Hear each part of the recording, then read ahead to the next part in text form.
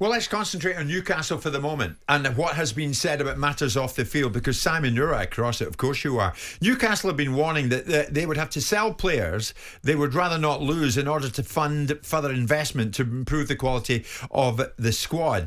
In as much as, Simon, they're looking at the summer and the possibility of selling either an academy graduate such as Sean Longstaff or Elliot Anderson, or it's being reported one of the so-called coach crown jewels, maybe Isak, maybe Bruno, maybe Botman. That's how it's being interpreted. Darren Neal spoke yesterday about the situation regarding FFP, not just with Newcastle, but with all the clubs. And of course, for those who don't know, Newcastle have increased their revenue for 2023 from 180 million to 250 million quid. But basically the message is, from Eels, FFP is very much keeping their spending at that football club very much in check. We had the increase in the revenues. Obviously, I spoke about the increase in player amortization, which is in effect the investment in the squad. So, as you invest more in your team, you have to account for that under the financial fair play regulations. So it is a balancing act. And I think, we've always spoken about this. With the ownership that we have, they're committed to spending the maximum we can under the regulations, but we have to meet the regulations. We've seen, obviously, in a recent case with Everton, that PSR certainly has teeth to it. So it's something that we've always been cognizant of. We've always been thinking about this as a project. It's not a straight line from A to B. We're going to have ups and downs because that's football, but we think about everything from that medium to long-term plan. And I think as we grow the revenues, that gives us that capability to be able to invest more into the squad. But I think the other angle of it, and I spoke about this, is, and sometimes it's a little bit counterintuitive, but when you can trade players, sometimes the trading players creates the headroom. And just to give a real sort of basic example, if we have a player that's worth 50 million profit, if we were to move him, if we move that player and bring in a player on the same wages at 50 million, so like for like, we amortize that player over 5 years, it's only a 10 million hit. So the net value of that is you create 40 million of headroom. And I think sometimes that's sort of counterintuitive, that moving of players sometimes is enough to create some more headspace. So a player or some players may have to go out, but others will come in. And we're not talking about January, we're talking about the summer. So, Simon, you're taking this now. In fact, after 10:30, I brought this up with Eddie Howe just before we came on air. And you'll get Eddie Howe breaking it down for us, a bit more in layman's type language, which helps me, no doubt you, Stuart, and others listening this morning. But, Simon, is it right to say here that Newcastle believe the Premier League spending rules are preventing them from breaking up the top six? And the reason I ask you that is that many people are now messaging in, and I'll pick one at random. There's one, I don't see a name in it. Morning, guys.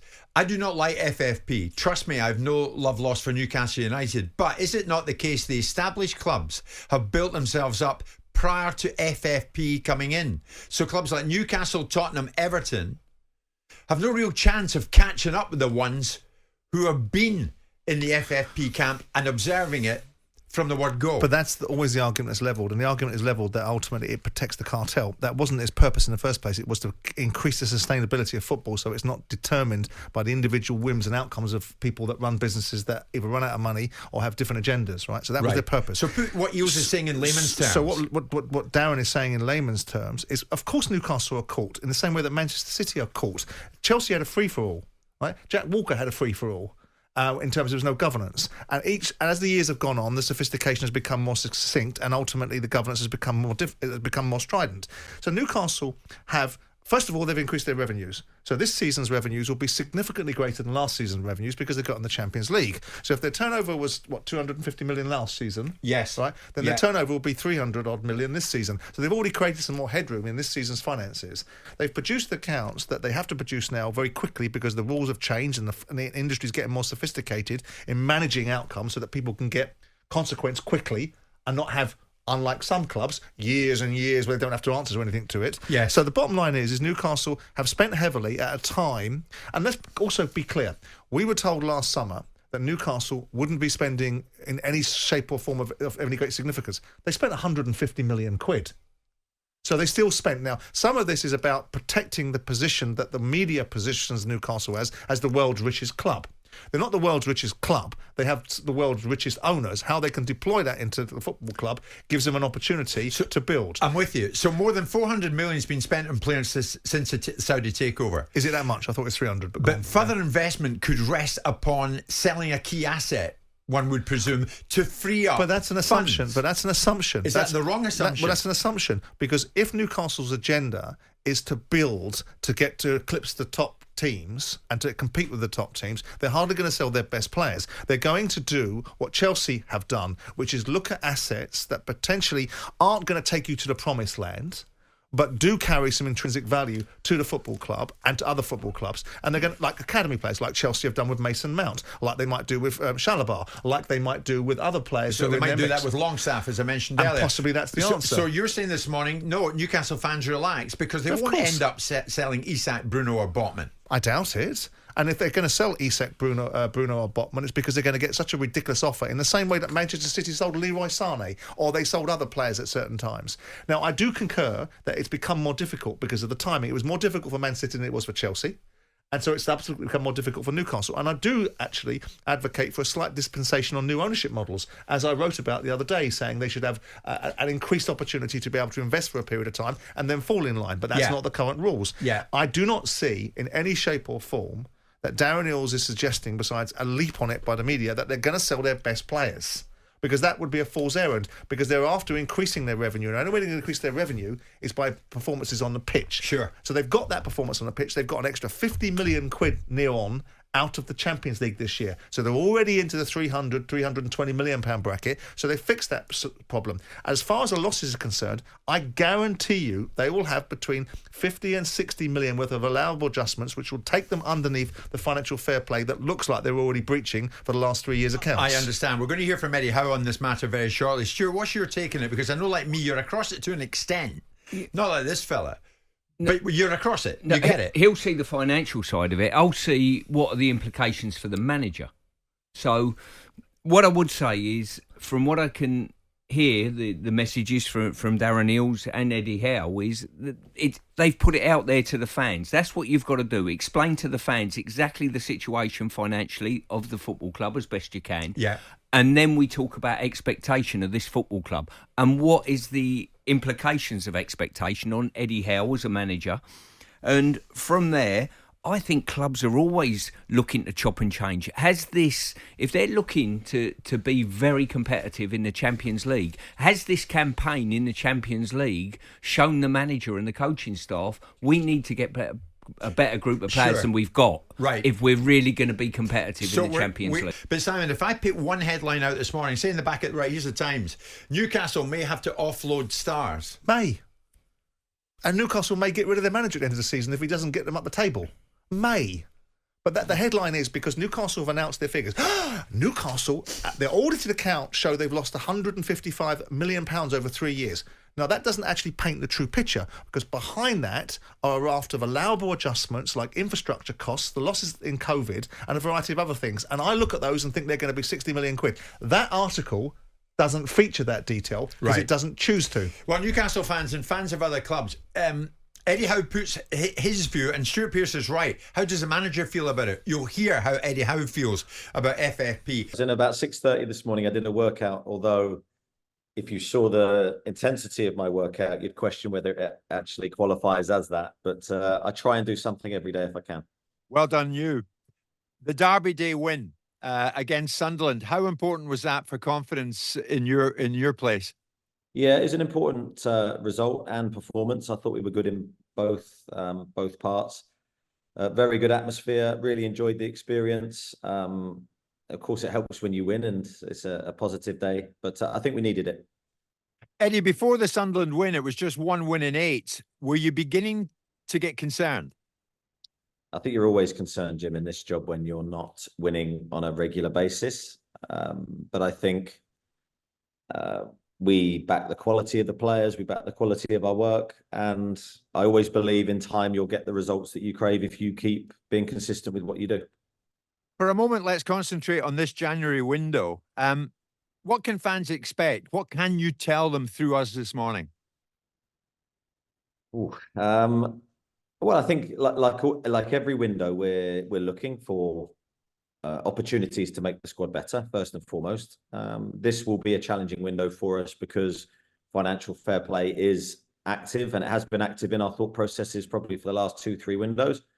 And we'll continue to try and make the best decisions for the short and long-term future of the football club. Anything imminent? Any incomings imminent? No, nothing as we speak, Jim, no. Eddie, the chief executive, Darren Neils, said yesterday, it, to a degree, tempered expectations in the market and then looked ahead to the summer and said some of your top talent might have to be sold in order for you to recruit. Did you know that was coming? Yeah, I knew that Darren was going to speak to the media regarding our financial situation because our accounts were released yesterday. I don't think there's any surprise in that, Jim, because every football club will have to trade now with financial fair play being such a prominent part of football. So selling players and trading is part of what every football club's going to have to do, and we're no different. So whether it's our top players, as you quote, that remains to be seen, but selling players and trading will be part of football going forward now, I think. So is it a case that if you have to, and I'll just pull the odd name out at random, if you had to say goodbye to Isak or Bruno or Botman, that would only happen in your efforts to replace one of those with a similar big name? Would I be right? Yeah, it's difficult to sort of comment on individual players, but as I said, like player trading, if you look at Manchester City, Arsenal, etc., they've all traded players, not necessarily between each other, but they've all traded players in recent windows. We've done that to an extent with Alan St-Maximin, a player we didn't want to sell, but we had to last summer, and that will continue to be the case, as I say, and that then gives you the opportunity to keep things fresh and recruit players the other way. So Newcastle United fans this morning shouldn't be too perplexed that one of the big names may go come the summer.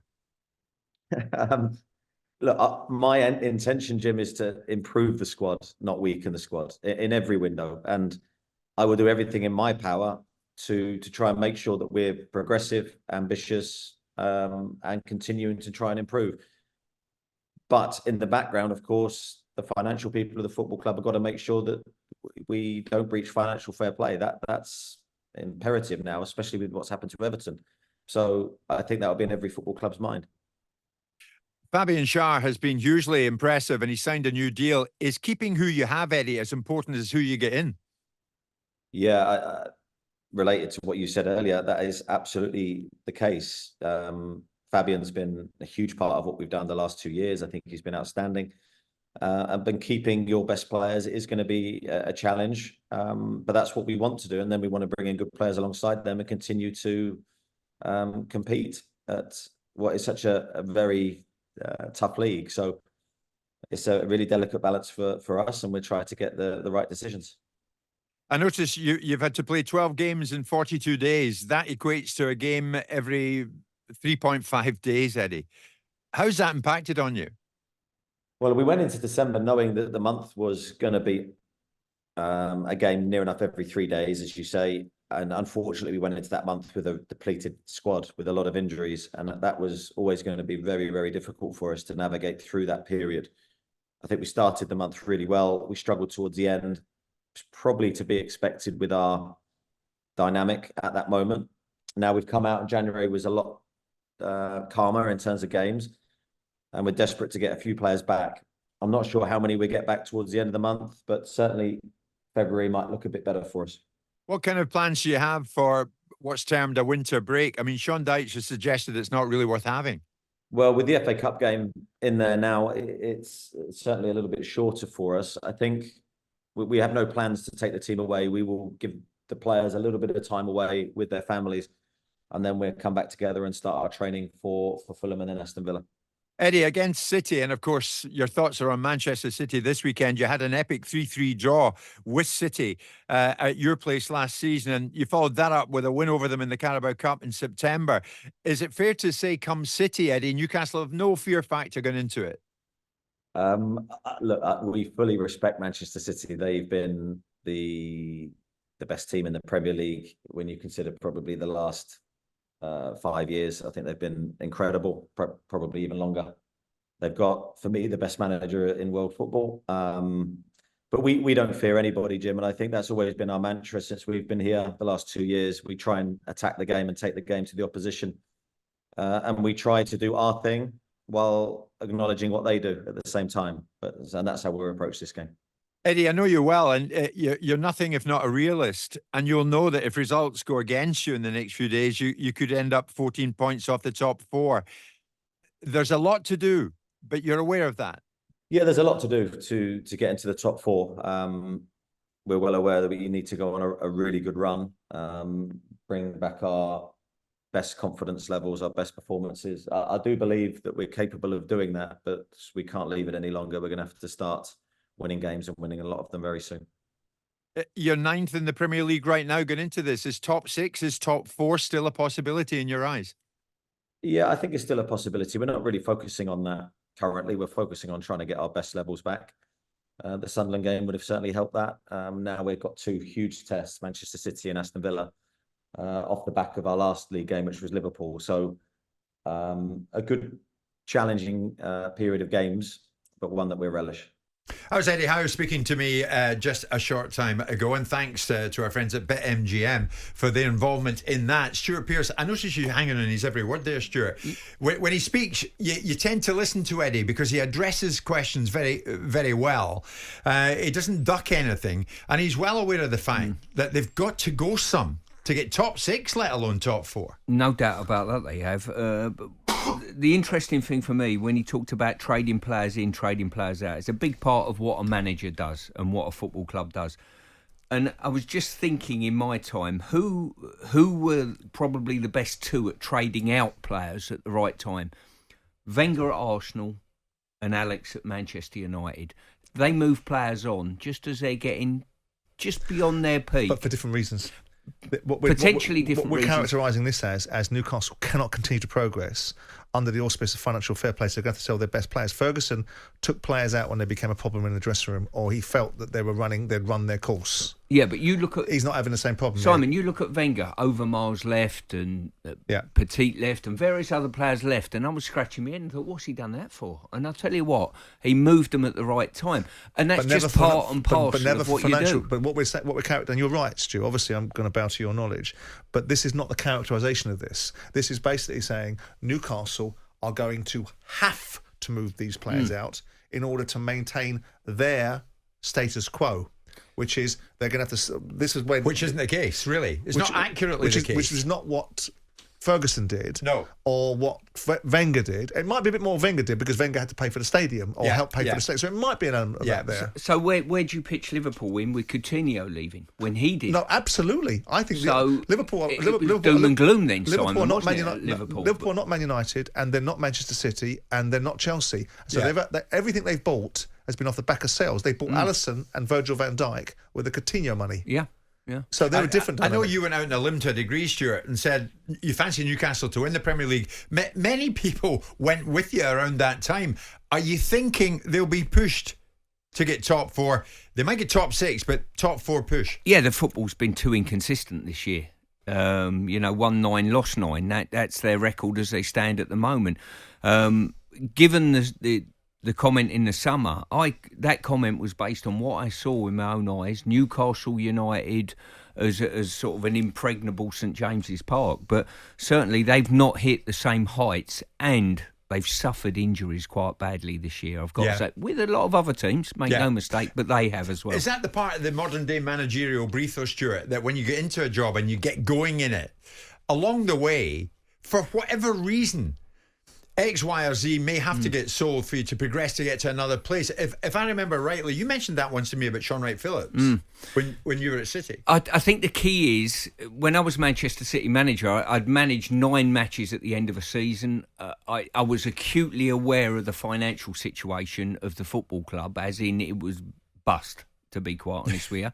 And I think 2 weeks before the season started, the chief exec called me in and said, look, we've had an offer, £21 million. This was a Friday, by the way.